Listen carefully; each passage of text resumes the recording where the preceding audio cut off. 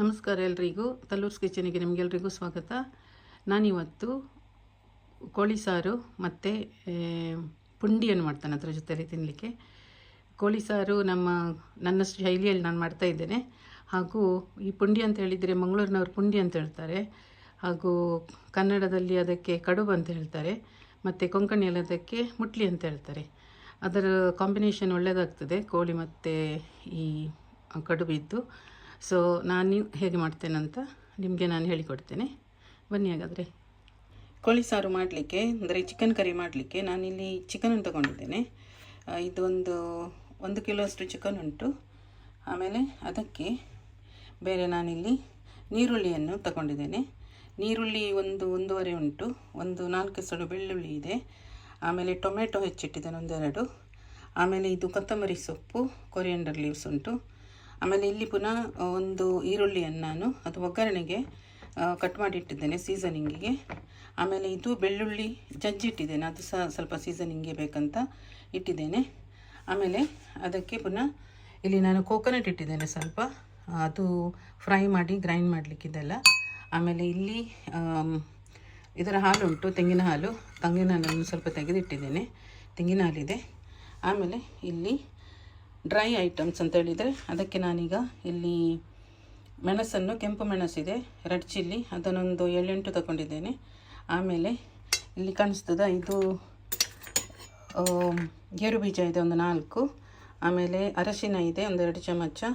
ಇಲ್ಲಿ ಗರಂ ಮಸಾಲ ಇದೆ. ಈ ಗರಂ ಮಸಾಲ ಅಂತ ಹೇಳಿದರೆ ಅದರಲ್ಲಿ ಜಸ್ಟ್ ಕಾರ್ಡಮಮ್ ಉಂಟು, ಮತ್ತು ದಾಲ್ಚಿನ್ನಿ ಇದೆ. ಆಮೇಲೆ ಒಂದು ಸಣ್ಣದು ಇದುಂಟು, ಇಲೈಚಿ ಉಂಟು.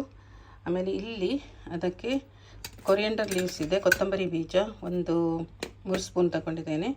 ಹಾಗೂ ಇದು ಸೋಂಪಿದೆ, ಫೆನಲ್ ಸೀಡ್ಸ್ ಅದೊಂದು 1 ಸ್ಪೂನ್ ಇದೆ. ಆಮೇಲೆ ಇದು ಮೆಂತೆ ಅರ್ಧ ಸ್ಪೂನ್ ಇದೆ ಅಲ್ಲಿ. ಆಮೇಲೆ ಇದು ಜೀರಿಗೆ ಇದೆ ಇಲ್ಲಿ 1.5 ಸ್ಪೂನ್ ತಗೊಂಡಿದ್ದೇನೆ. ಇದೆಲ್ಲವನ್ನು ನಾವೀಗ ಎಲ್ಲ ಡ್ರೈ ಐಟಮನ್ನು ನಾವು ಮೊದಲು ಹುರಿದು ತಗೊಳ್ಳುವ, ಆಯಿತಾ? ಇದನ್ನೆಲ್ಲ ಹುರಿಬೇಕು, ಮತ್ತು ಅದರೊಟ್ಟಿಗೆ ಏನೇನು ಹಾಕಬೇಕಂತ ನಾನು ನಿಮಗೆ ಹೇಳ್ತೇನೆ. ಈಗ ನಾನೊಂದು ಪಾತ್ರೆಯನ್ನು ಇಟ್ಟಿದ್ದೀನಿ ಇಲ್ಲಿ. ಅದು ಸ್ವಲ್ಪ ಬಿಸಿ ಆದಮೇಲೆ ಅದಕ್ಕೆ ಸ್ವಲ್ಪ ತೆಂಗಿನ ಎಣ್ಣೆಯನ್ನು ಹಾಕ್ತೀನಿ. ಈಗ ತೆಂಗಿನ ಎಣ್ಣೆ ಸ್ವಲ್ಪ ಬಿಸಿ ಆಗಲಿ. ಅದಾದ್ರ ಮೇಲೆ ಈಗ ಒಂದೊಂದಾಗಿ ಈ ಡ್ರೈ ಐಟಮ್ ಉಂಟಲ್ಲೆಲ್ಲ, ನಾವೀಗ ತೆಗೆದಿಟ್ಟದೆಲ್ಲ ಡ್ರೈ ಐಟಮ್ ಅದೆಲ್ಲ ಹಾಕೋಣ. ಈಗ ಶುರುವಿಗೆ ನಾನು ಸ್ವಲ್ಪ ಇದಾಗ್ತೇನೆ, ಗರಂ ಮಸಾಲ ಹಾಕ್ತೇನೆ.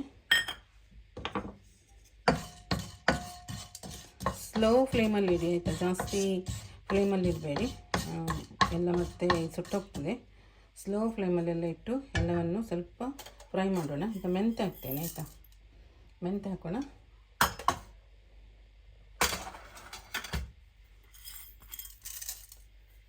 ಮೆಂತೆ ಹಾಕ್ತೇನೆ, ಸ್ವಲ್ಪ ಫ್ರೈ ಆಗಲಿ.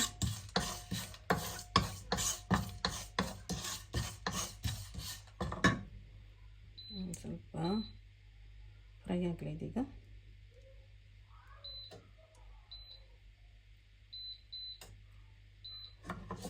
ಈಗ ಜಾಸ್ತಿ ಬೇಡ, 1-2 ನಿಮಿಷ ಫ್ರೈ ಆದರೆ ಸಾಕು. ಅಂದರೆ ಬೇರೆ ಎಲ್ಲ ಸಾಮಾನೆಲ್ಲ ಹಾಕಿ ಫ್ರೈ ಮಾಡಲಿಕ್ಕೆ ಉಂಟಲ್ಲ, ಹಾಗಾಗಿ 1-2 ನಿಮಿಷವೇ ಫ್ರೈ ಮಾಡಿ, ಆಯಿತಾ? ಈಗ ಅದಕ್ಕೆ ಕೊತ್ತಂಬರಿ ಬೀಜ ಹಾಕೋಣ, ಕೊರಿಯಂಡರ್ ಸೀಡ್ಸ್ ಅದು ಸಹ 1-2 ನಿಮಿಷ ಫ್ರೈ ಮಾಡಿ. ಎಲ್ಲ ಜೊತೆಯಲ್ಲಿ ಫ್ರೈ ಆಗ್ತದೆ.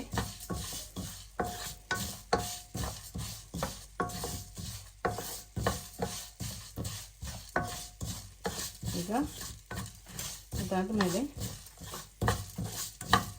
ಸ್ವಲ್ಪ ಪರಿಮಳ ಬಂದಾಗ ಆಗ್ತದೆ. ಆ ಪರಿಮಳ ಬಂದ ಮೇಲೆ ಈಗ ಸೋಂಪನ್ನು ಹಾಕಿ, ಫೆನಲ್ ಸೀಡ್ಸ್ ಉಂಟಲ್ಲ ಅದು ಹಾಕಿ, ಅದಾದ ಮೇಲೆ ಒಂದು ಜೀರಿಗೆಯನ್ನು ಹಾಕಿ, ಪೆಪ್ಪರ್ ಸಹ ಹಾಕ್ತಾರೆ ಕೆಲವರು, ಪೆಪ್ಪರೆಲ್ಲ ಹಾಕ್ತಾರೆ. ನಾನು ಹಾಕಲಿಲ್ಲ, ನಮಗೆ ಸ್ವಲ್ಪ ಖಾರ ಕಮ್ಮಿ, ಮತ್ತು ಮೆಣಸು ಪೆಪ್ಪರೆಲ್ಲ ಹಾಕಿದರೆ ಅದು ಮತ್ತೆ ಜಾಸ್ತಿ ಆಗ್ತದೆ ಅಂತ ನಾನು ಹಾಕಲಿಲ್ಲ, ಆಯಿತಾ? ಈಗ ಮೆಣಸು ಹಾಕೋದು. ಕೆಲವರಿಗೆ ನಿಮ್ಮ ಖಾರಕ್ಕೆ ಅನುಗುಣವಾಗಿ ಮೆಣಸು ಅದೆಲ್ಲ ಹಾಕಿ. ಯಾಕಂತ ಹೇಳಿದರೆ ನಮಗೆ ಸ್ವಲ್ಪ ಮೆಣಸೆಲ್ಲ ಖಾರ ಎಲ್ಲ ಕಮ್ಮಿ, ಜಾಸ್ತಿ ಖಾರ ತಿನ್ನೋದಿಲ್ಲ. ಈಗ ಗೇರು ಬೀಜ ಹಾಕಿದ್ದೇನೆ, ಗೇರು ಬೀಜ ಕ್ಯಾಶ್ಯೂ ನಟ್ಸ್ ಅದು ಹಾಕ್ಬೋದು, ಯಾಕಂದರೆ ಅದೊಂದು ಕರಿಗೆ ಕ್ರೀಮಿ ಟೆಕ್ಸ್ಚರ್ ಕೊಡ್ತದೆ, ಅದಕ್ಕೆ ಹಾಕೋದು. ಹಾಕದಿದ್ದರೂ ಸಹ ಏನು ತೊಂದರೆ ಇಲ್ಲ. ಕೆಲವರು ಬೇರೆ ಬೇರೆ ಗೇರು ಬೀಜ ಎಲ್ಲ ಹಾಕ್ತಾರಂತೆ, ನಾನು ಅಲ್ಲ ಇದು ಸಾರಿ ಗೇರು ಬೀಜ ಅಲ್ಲ, ಅದು ಹೇಳ್ತಾರೆ ಅದಕ್ಕೆ ಪೀನಟ್ಸ್, ಅದು ಸಹ ಹಾಕ್ತಾರಂತೆ. ಮತ್ತು ಕಸಗಸೆ ಸಹ ಹಾಕ್ತಾರೆ. ನಾನು ಕಸಗಸೆ ಹಾಕಲಿಲ್ಲ. ಕಸಗಸೆ ಹಾಕಿದರೆ ಗೇರು ಬೀಜ ಹಾಕಬೇಕಂತೇನಿಲ್ಲ. ನನಗೆ ಗೇರು ಬೀಜ ಇಷ್ಟ, ಸ್ವಲ್ಪ ಕ್ರೀಮಿ ಆಗ್ತದೆ. ಕೆಲವೊಮ್ಮೆ ಕಸಗಸೆಯನ್ನು ಸಹ ಹಾಕ್ತೇನೆ ನಾನು, ಹಾಗೇನಿಲ್ಲ. ಇದೀಗ ಸ್ವಲ್ಪ ಪರಿಮಳ ಬಂದ ಮೇಲೆ ಇದಕ್ಕೀಗ ನಾವು ಹೆಚ್ಚಿಟ್ಟದ್ದೇವೆ ನೀರುಳ್ಳಿ ಉಂಟಲ್ಲ, ಮತ್ತು ನೀರುಳ್ಳಿ ಮತ್ತು ಬೆಳ್ಳುಳ್ಳಿ ಇದೆ, ಅದನ್ನು ಸಹ ಮಿಕ್ಸ್ ಮಾಡಿ ಎಲ್ಲವನ್ನು ಫ್ರೈ ಮಾಡುವ.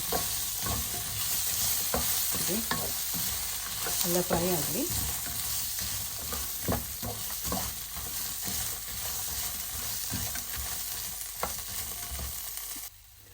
ನಾನೀಗ ಇದಕ್ಕೆ ಆಲ್ರೆಡಿ ತೆಂಗಿನಕಾಯಿ ತುರಿಯನ್ನು ಹಾಕಿದೆ. ಅದೊಂದು ಸ್ವಲ್ಪ ವೀಡಿಯೋ ಸ್ಕಿಪ್ ಆಯಿತು. ಅದಕ್ಕೆ ತೆಂಗಿನಕಾಯಿ ತುರಿ ಹಾಕಿದ್ದೇನೆ. ತೆಂಗಿನಕಾಯಿ ತುರಿ ಹಾಕಿ ಈಗ ಅರಶಿನವನ್ನು ಹಾಕಿದ್ದೇನೆ. ಅರಶಿನವನ್ನು ಎಷ್ಟು ಬೇಕೋ ಅಷ್ಟು ಅರಶಿನವನ್ನು ಸೇರಿಸಿ ಸ್ವಲ್ಪ ಫ್ರೈ ಮಾಡಿ. ಸ್ವಲ್ಪ ಫ್ರೈ ಆದಮೇಲೆ, ಚೆನ್ನಾಗಿ ಫ್ರೈ ಆಗಲಿ. ಇದು ಫ್ರೈ ಆದಮೇಲೆ ತಣ್ಣಗಾಗ್ಲಿಕ್ಕೆ ಬಿಡೋಣ, ಆಯಿತಾ? ಇದೀಗ ಫ್ರೈ ಆಗಿದೆ, ತುಂಬ ಫ್ರೈ ಮಾಡಲಿಕ್ಕಿಲ್ಲ, ಇದೀಗ ಆಗಿದೆ. ಅದಕ್ಕೀಗ ನಾವು ತಣ್ಣಗಾಗ್ಲಿಕ್ಕೆ ಬಿಡೋಣ, ಆಮೇಲೆ ಅದನ್ನು ಗ್ರೈಂಡ್ ಮಾಡಬೇಕು. ಈಗ ನಾವು ಚಿಕನನ್ನು ಬೇಯಿಸ್ಲಿಕ್ಕೆ ಇಡಬೇಕು. ಅದಕ್ಕೆ ನಾನೊಂದು ಪಾತ್ರೆಯಲ್ಲಿ ಸ್ವಲ್ಪ ಬಿಸಿಯಾದ ಮೇಲೆ, ಈಗ ಬಿಸಿಯಾಗಿದೆ, ಅದಕ್ಕೆ ಸ್ವಲ್ಪ ತೆಂಗಿನೆಣ್ಣೆ ಹಾಕುವ, ಆಯಿತಾ? ನಾನು ಎಲ್ಲದಕ್ಕೂ ತೆಂಗಿನೆಣ್ಣೆ, ಇಲ್ಲದಿದ್ದರೆ ತುಪ್ಪ ಯೂಸ್ ಮಾಡೋದು, ಬೇರೆ ಆಯಿಲ್ ನಾನು ಯೂಸ್ ಮಾಡೋದಿಲ್ಲ. ತೆಂಗಿನೆಣ್ಣೆ ನಮಗೆ ಇಲ್ಲಿ ಸಿಗ್ತದೆ, ಕೆಲವೊಮ್ಮೆ ನಾನು ಊರಿಂದ ಸಹ ತಗೊಂಡು ಬರ್ತೇನೆ ಬರುವಾಗ. ಇದೀಗ ಇಲ್ಲಿಂದಲೇ ಸಿಕ್ಕಿದ್ದು, ಎಲ್ಲಿದ್ದಂತ ಗೊತ್ತಿಲ್ಲ. ನೋಡುವಾಗ ತಮಿಳಲ್ಲೇ ಬರೋದಾಗೆ ಇದೆ. Coconut oil, Swathi coconut oil ಅಂತೆ. ತುಂಬ ಒಳ್ಳೆ ಘಮ ಉಂಟು, ಅದಕ್ಕೆ ತುಂಬ ಪರಿಮಳ ಬರ್ತದೆ, ಒಳ್ಳೆಯದಿದೆ. ನಾನು ಊರಿಂದ ತಂದಿದ್ದೆ, ಅದಕ್ಕಿಂತ ಇದೇ ಒಳ್ಳೆಯದಿದೆ. ತುಂಬ ಸ್ಮೆಲ್ ಇದೆ ಇದಕ್ಕೆ, ಒಳ್ಳೆ ಪ್ರಾಪರ್ ನಮ್ಮ ತೆಂಗಿನೆಣ್ಣೆ ಹಾಗೆ ಇದೆ. ಈಗ ಇದಕ್ಕೆ ನಾನೀಗ ನೀರುಳ್ಳಿಯನ್ನು ಹಾಕುವ.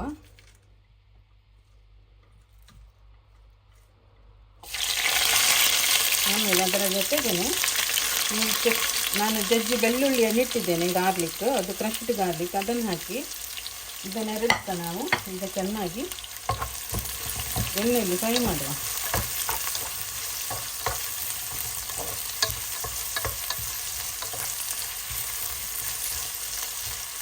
ನಾನು ಮತ್ತೆ ಈಗ ಸೀಸನಿಂಗ್ ಮಾಡ್ತೇನೆ, ಮತ್ತು ಪುನಃ ಎಲ್ಲ ಫಿನಿಶ್ ಆದಮೇಲೆ ಒಂದು ಚಿಕ್ಕ ನೀರುಳ್ಳಿಯಲ್ಲಿ ಪುನಃ ಸೀಸನಿಂಗ್ ಮಾಡ್ತೇನೆ. ಖಾಲಿ ನೀರುಳ್ಳಿ ಸೀಸನಿಂಗ್ ಮಾತ್ರ. ಅದು ಮಾಡಿದರೆ ಇಷ್ಟ ಇದ್ದರೆ ಮಾಡ್ಬೋದು, ಇಲ್ಲದಿದ್ದರೆ ಅದೇನು ಮಾಡಬೇಕಂತೇನಿಲ್ಲ.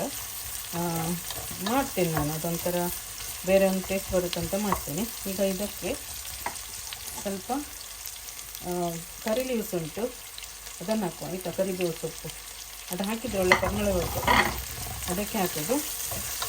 ಊರಲ್ಲಿ ಆದರೆ ಒಳ್ಳೆ ಫ್ರೆಶ್ ಸಿಗ್ತದೆ, ನಮಗೆ ಇಲ್ಲಿ ಅಲ್ಲಿಂದಲೇ ಬರುವುದು ಇದು, ಆದರೆ ಅಷ್ಟು ಫ್ರೆಶ್ ಇರುವುದಿಲ್ಲ, ತುಂಬ ದಿನದ್ದಲ್ವ, ಅದಕ್ಕೆ ಸ್ವಲ್ಪ ಅದರ ಸ್ಮೆಲ್ ಹೋಗ್ತದೆ. ಅದಕ್ಕೊಂದು ಸ್ವಲ್ಪ ಜಾಸ್ತಿ ಹಾಕಿದರೆ ಬರ್ತದೆ ಸ್ಮೆಲ್, ಹಾಗೇನಿಲ್ಲ, ಬರೋದಿಲ್ಲ ಅಂತ ಏನಿಲ್ಲ.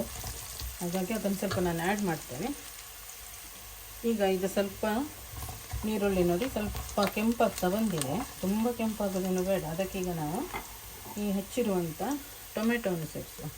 ಇದೊಂದು 2 ಟೊಮೆಟೊ ಉಂಟು. ಕೆಲವರು ಹಾಕ್ತಾರೆ ಟೊಮೆಟೊ, ಹಾಕಬೇಕಂತ ಏನಿಲ್ಲ, ಆದರೆ ಸ್ವಲ್ಪ ರುಚಿಗೆ ಅದಕ್ಕೆ ಹಾಕ್ತಾರೆ. ಕೆಲವರು ಹಾಕ್ತಾರೆ, ಕೆಲವರು ಹಾಕೋದಿಲ್ಲ, ಇದು ಡಿಪೆಂಡು, ನಿಮಗೆ ಬಿಟ್ಟದ್ದು. ಕೆಲವರೆಲ್ಲ ಮೀನಿಗೆ ಟೊಮೆಟೊ ಹಾಕ್ತಾರೆ, ಹಾಗೆ ಇದಕ್ಕೆ ಹಾಕ್ತಾರೆ. ನಾನು ಹಾಕ್ತೇನೆ, ನನಗೆ ಇಷ್ಟ ಅಂತ ನಾನು ಹಾಕ್ತೇನೆ. ಹಾಕಬೇಕಂತ ಏನಿಲ್ಲ. ಇದಕ್ಕೆ ಸ್ವಲ್ಪ ಉಪ್ಪನ್ನು ಸೇರಿಸುವ, ಯಾಕಂದರೆ ಈ ಟೊಮೆಟೊ ಸ್ವಲ್ಪ ಇದಾಗ್ತದೆ, ನಮ್ಮ ಸಾಫ್ಟ್ ಆಗ್ತದಲ್ಲ. ಉಪ್ಪು ಹಾಕಿದರೆ ಸ್ವಲ್ಪ ಹಾಕಿ, ಜಾಸ್ತಿ ಹಾಕೋದು, ಹಾಕಿದರೆ ಇದು ಸಾಫ್ಟ್ ಆಗ್ತದೆ ಬೇಗ. ಅದಕ್ಕೆ ಇದನ್ನು ಹಾಕೋದು. ಇದರ ಜೊತೆಗೆ ನಾನೀಗ ಸ್ವಲ್ಪ ಅರಶಿನವನ್ನು ಹಾಕ್ತೇನೆ, ಯಾಕಂತ ಹೇಳಿದರೆ ಇಲ್ಲದಿದ್ದರೆ ಚಿಕನ್ ಪೀಸ್ ಉಂಟಲ್ಲ ಅದು ಬೆಳ್ಳಗೆ ಇರ್ತದೆ. ಹೀಗೆ ಅದಕ್ಕೆ ಈ ಥರ ಈಗ ಅದಕ್ಕೆ ಹೀಗೆ ಮಾಡಿದರೆ ಸ್ವಲ್ಪ ಕಲರ್ ಹಿಡಿತದೆ. ಹಾಗೂ ಸ್ವಲ್ಪ ಕೆಂಪು ಮೆಣಸಿನ ಪೌಡ್ರನ್ನು ಹಾಕ್ತೇನೆ ನಾನು, ಆಯಿತಾ? ಇದು Kashmiri red chilli powder. Kashmiri red chilli powder ಇದೆ ನನ್ನ ಹತ್ರ, ಅದನ್ನು ಸಹ ಜಾಸ್ತಿ ಬೇಡ, 1 ಸ್ಪೂನ್ ಹಾಕ್ತೇನೆ. ಆವಾಗ ಆ ಚಿಕನಿಗೆ ಈ ರೆಡ್ ಕಲರ್ ಸರಿ ಹಿಡಿತದೆ. ಆವಾಗ ಕರಿ ಮಾಡಿದರೆ ನೀವು ನೋಡಿದ್ದೀರಾ ಕೆಲವೊಮ್ಮೆ ಚಿಕನ್ ಕರಿಯಲ್ಲಿ ಈ ಪೀಸ್ ವೈಟೇ ಇರ್ತದೆ, ವೈಟ್ ಥರ ಕಾಣ್ತದಲ್ಲ, ಅದಕ್ಕೆ ಹೀಗೆ ಮಾಡಿದರೆ ಇಲ್ಲಿ ನೋಡಿ ಇದೀಗ ಸ್ವಲ್ಪ ಕೆಂಪು ಕಾಣ್ತದೆ. ಅದಕ್ಕೆ ಮೆಣಸು ನುಡಿ ಮತ್ತು ಸ್ವಲ್ಪ ಈ ಅರಶಿನವನ್ನು ಸ್ವಲ್ಪ ಹಾಕಿದರೆ ಸ್ವಲ್ಪ ಚೆನ್ನಾಗಿರ್ತದೆ. ಈಗ ನೋಡಿ, ಈಗ ಟೊಮೆಟೊ ಬೇಗ ಈಗ ಮ್ಯಾಶ್ ಆಗಿದೆ, ಸ್ವಲ್ಪ ಸಾಫ್ಟ್ ಆಗಿದೆ ನೋಡಿ. ಅದು ಉಪ್ಪು ಹಾಕಿದ್ರಿಂದ ಸ್ವಲ್ಪ ಸಾಫ್ಟ್ ಆಯಿತು. ಈಗ ಅದಕ್ಕೆ ಇಷ್ಟು ಸಾಕು. ಈಗ ಅದಕ್ಕೆ ನಾವೀಗ ಚಿಕನನ್ನು ಹಾಕಿ ಬೇಯಿಸೋಣ.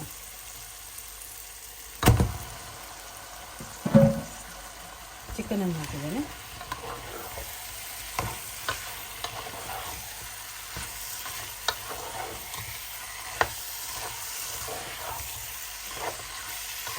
ನೀರು ಹಾಕೋದಿಲ್ಲ ನಾನು ಚಿಕನ್ಗೆ, ಯಾವಾಗಲೂ ಅಡುಗೆ ಮಾಡುವಾಗ ನಾನು ನೀರು ಹಾಕೋದಿಲ್ಲ. ನೀರು ಹಾಕೋದೇ ಬೇಯಿಸೋದು.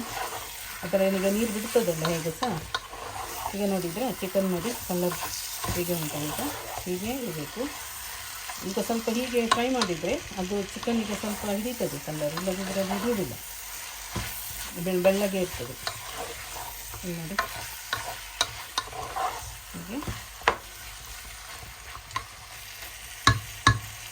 ಈಗ ಇದನ್ನು ಸ್ವಲ್ಪ ಬೇಯಿಸೋಣ. ಒಂದು ಹಾಫ್ ಬೆಂದ ಮೇಲೆ ಅದಕ್ಕೀಗ ನಾವು ಮಸಾಲೆಯನ್ನು ರುಬ್ಬಿ ತರ್ತೇನೆ ಅಷ್ಟರಲ್ಲಿ ನಾನು. ಆಮೇಲೆ ಮಸಾಲೆಯನ್ನು ಹಾಕೋಣ. ಇದೀಗ ಅದರಲ್ಲೇ ಫ್ರೈ ಆಗಲಿ ಸ್ವಲ್ಪ ಹೊತ್ತು, ಆಮೇಲೆ ಮಸಾಲೆ ರುಬ್ಬಿ ಹಾಕ್ತೇನೆ. ಈಗ ಚಿಕನ್ ಬೆಂದಿದೆ ನೋಡಿ ಅಂತ. ಈಗ ನಾನು ನೀರು ಹಾಕಿರಲಿಲ್ಲ ಇದಕ್ಕೆ, ಈಗ ನೀರಿದೆ ನೋಡಿ ಇದರಲ್ಲಿ ನೋಡಿ ಅಲ್ವಾ. ಈಗ ನಾನು ಮಸಾಲೆಯನ್ನು ರುಬ್ಬಿ ತಂದಿದ್ದೇನೆ, ಅದನ್ನೀಗ ಹಾಕ್ತೇನೆ.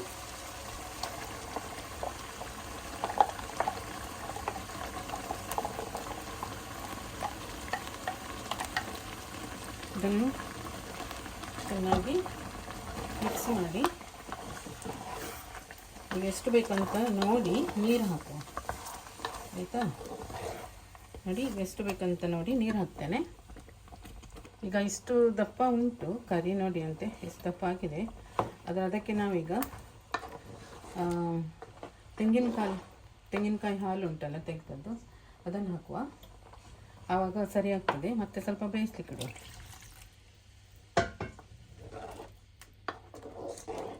ನೋಡಿ ಈಗ ಸರಿ ಆಯಿತು. ಈಗ ಸ್ವಲ್ಪ ಉಪ್ಪೆಲ್ಲ ಸರಿ ಉಂಟಂತ ನೋಡಿ, ಆಮೇಲೆ ಬೇಕಾದರೆ ಸ್ವಲ್ಪ ಉಪ್ಪನ್ನೆಲ್ಲ ಸೇರಿಸಿ ಸರಿ ಉಂಟ ನೋಡ್ತೇನೆ. ಉಪ್ಪು ಕಮ್ಮಿ ಇದೆ, ಖಾರ ಎಲ್ಲ ಸರಿ ಉಂಟು. ಓಕೆ,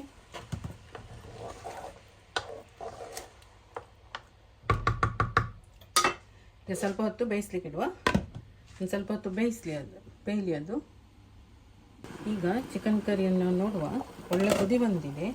ಈಗ ಕುದಿ ಬರ್ತಾ ಇರುವಾಗ ನಾವೀಗ ಇದಕ್ಕೆ ಆಗಿದೆ ಇದೀಗ, ಅದಕ್ಕೆ ಸ್ವಲ್ಪ ಕೊರಿಯಂಡರ್ ಲೀವ್ಸ್ ಹಾಕ್ತೇನೆ, ಸ್ವಲ್ಪ ಗಾರ್ನಿಷಿಗೆ. ಹಾಗೂ ಈಗ ಇದಕ್ಕೊಂದು ಒಗ್ಗರಣೆ ಹಾಕುವ, ಆಯಿತಾ. ಇದೀಗ ಸೀಸನಿಂಗ್ ಬೇಕಲ್ಲ, ಅದಕ್ಕೆ ಒಂದು ಒಗ್ಗರಣೆ ಮಾಡ್ತೇನೆ ನಾನು. ಅದಕ್ಕೀಗ ಸ್ವಲ್ಪ ಒಂದು ಪಾತ್ರೆಯಲ್ಲಿ ಅದಕ್ಕೆ ಎಣ್ಣೆ ಹಾಕಿ ಈ ನೀರುಳ್ಳಿಯನ್ನು ಸ್ವಲ್ಪ ಫ್ರೈ ಮಾಡಿ, ಆಮೇಲೆ ಇದಕ್ಕೆ ಮೇಲಿಂದ ಒಂದು ಸೀಸನಿಂಗ್ ಮಾಡೋಣ. ಆವಾಗ ಅದು ತುಂಬ ಟೇಸ್ಟ್ ಆಗ್ತದೆ, ಆಯಿತಾ. ಈಗ ಈ ಪಾತ್ರೆ ಬಿಸಿಯಾಗಿದೆ, ಸ್ವಲ್ಪ ತೆಂಗಿನೆಣ್ಣೆ ಹಾಕುವ.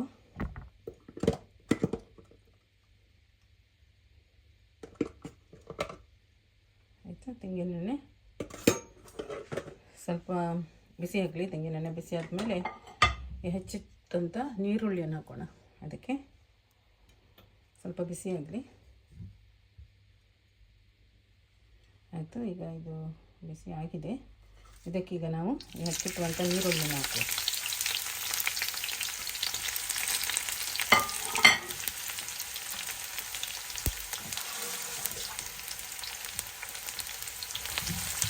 ಚೆನ್ನಾಗಿ ಇದು ಸ್ವಲ್ಪ ಬ್ರೌನ್ ಆಗುವ ತನಕ ಫ್ರೈ ಆಗಬೇಕು.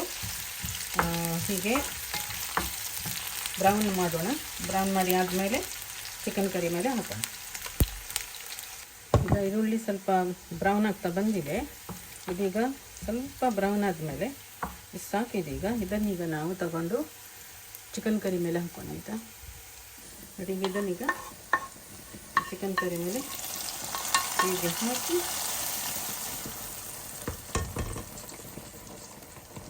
ಈಗ ಹಾಕಿ ನೋಡಿ ಈಗ ಆಗಿದೆ ಈಗ ನಾವು ಸ್ಟವನ್ನು ಬಂದ್ ಮಾಡ್ತೇನೆ. ಆಯಿತು, ಚಿಕನ್ ಕರಿ ಆಯ್ತು. ಈಗ ನಾವೀಗ ಪುಂಡಿಯನ್ನು ಹೇಗೆ ಮಾಡುವ ಅಂತ ನೋಡುವ ಆಯಿತಾ. ಕಡುಬು ಮಾಡಬೇಕಲ್ವ ನಮಗೆ. ಕಡುಬು ಹೇಗೆ ಮಾಡೋದಂತ ನಾನು ಹೇಳ್ತೇನೆ. ಈಗ ಕಡುಬು ಮಾಡಲಿಕ್ಕೆ ನಾನೊಂದು ಪಾತ್ರೆನ ಇಟ್ಟಿದ್ದೇನೆ. ಈಗ ಅದರಲ್ಲಿ ನಾವೀಗ ನೀರನ್ನು ಹಾಕಬೇಕಾಯ್ತಾ. ಇದೀಗ ನಾವು ಹೀಗೆ ಚಹಾದೊಟ್ಟಿಗೆ ಬ್ರೇಕ್ಫಾಸ್ಟಿಗೆಲ್ಲ ತಿನ್ನಲಿಕ್ಕಿದ್ರೆ ಮೊದಲು ಒಗ್ಗರಣೆಲ್ಲ ಹಾಕಿ ಆಮೇಲೆ ನೀರು ಹಾಕಿ ಕಾಯಿ ತುರಿ ಎಲ್ಲ ಹಾಕಿ ಆಮೇಲೆ ರವೆಯನ್ನು ಹಾಕಿ ಅಕ್ಕಿ ರವೆಯನ್ನು ಹಾಕಿ ನಾವು ಅದು ಅಡ್ಡೆ ಪುಂಡಿ ಇಲ್ಲದಿದ್ದರೆ ಈ ಕಡುಬು ಮುಟ್ಲಿ ಅದೆಲ್ಲ ಮಾಡ್ತೇವೆ. ಆದರೆ ಇದೀಗ ನಮಗೆ ಚಿಕನ್ ಸಾರಿಗೆ ತಿನ್ನಲಿಕ್ಕಲ್ವ, ಹಾಗಾಗಿ ನಾನೀಗ ಪ್ಲೇನ್ ಮಾಡ್ತೇನೆ. ಪ್ಲೇನ್ ಮಾಡೋದಂದರೆ ಅದಕ್ಕೆ ನಾನೀಗ ಒಂದು 2 ಲೋಟೆ ನಾನು ರವೆ ತಗೊಂಡಿದ್ದೇನೆ. ಅದಕ್ಕೆ ಈಗ ಒಂದು 4 ಲೋಟೆ ನೀರು ಹಾಕಬೇಕು. ಇದೀಗ ನಾನು ಆಲ್ರೆಡಿ ನೀರು ಬಿಸಿ ಮಾಡಿ ಇಟ್ಟಿದ್ದೇನೆ, ಹಾಗಾಗಿ ಇದು ಬೇಗ ಆಗ್ತದೆ. 3 4 4.5 2 ಲೋಟೆಗೆ 4.5 ಅಷ್ಟು ನೀರು ತಗೊಂಡಿದ್ದೇನೆ. ಹಾಗೆ ನೀವು ರೇಷಿಯೋ ನೋಡಿ ಹೆಚ್ಚು ಕಮ್ಮಿ ಮಾಡ್ಬೋದು. ಈಗ ನಾನು ಅದಕ್ಕೆ ಸ್ವಲ್ಪ ಎಣ್ಣೆನ ಹಾಕ್ತೇನೆ ಆಯಿತಾ. ಸ್ವಲ್ಪ ಎಣ್ಣೆನ ಹಾಕ್ತೇನೆ. ಆಮೇಲೆ ಅದಕ್ಕೆ ಸ್ವಲ್ಪ ಉಪ್ಪು ಹಾಕೋಣ. ಉಪ್ಪು ಎಷ್ಟು ಬೇಕು ಅಷ್ಟು ನೋಡಿ ಉಪ್ಪು ಹಾಕಿ. ಚೆನ್ನಾಗಿ ಕುದಿ ಬರಲಿ ನೀರಿಗೆ. ತುಂಬ ಹಾಕ್ಲಿಕ್ಕೆ ಹೋಗಬೇಡಿ ಉಪ್ಪು, ಯಾಕಂದರೆ ಚಿಕನ್ ಕರಿಯಲ್ಲಿ ಉಪ್ಪಿರ್ತದಲ್ವ. ತುಂಬ ಹಾಕ್ಲಿಕ್ಕೆ ಹೋಗಬೇಡಿ, ಸ್ವಲ್ಪ ಹಾಕಿ. ನೀರೀಗ ಚೆನ್ನಾಗಿ ಕುದೀತಾ ಉಂಟು. ಅದಕ್ಕೀಗ ನಾನು ಇಲ್ಲಿ ರವೆಯನ್ನು ಸೇರಿಸ್ತೇನೆ ಆಯಿತಾ. ರವೆಯನ್ನು ಹಾಕುವಾಗ ಸ್ವಲ್ಪ ಸ್ವಲ್ಪ ಹಾಕಿ ಹೀಗೆ ತಿರುಗಿಸ್ತಾ ಇರಬೇಕು, ಇಲ್ಲದ್ರೆ ಅದು ಗಂಟು ಆಗ್ತದೆ. ನೋಡಿ ಹೀಗೆ ಮಾಡಿ ತಿರುಗಿಸ್ತಾ ಇರಿ.